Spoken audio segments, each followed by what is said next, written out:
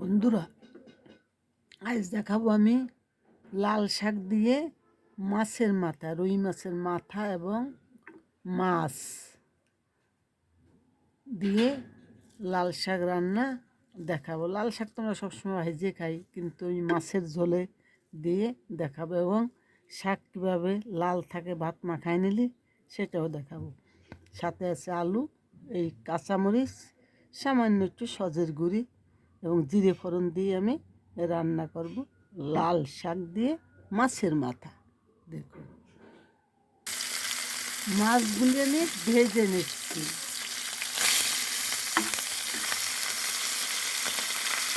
আলুটা ভেজে নিচ্ছি, একটু হলুদ দিলাম,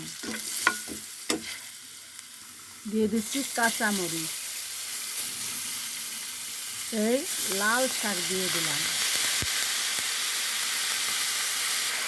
লাল শাকটা আমি কষিয়ে নিলাম, এটার সাথে যে জল বেরিয়েছে এটা দিয়ে হয়ে যাবে রান্না।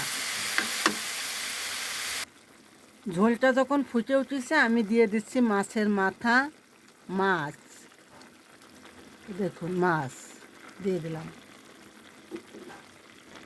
দিয়ে দিচ্ছি আমি সজের গুঁড়ি।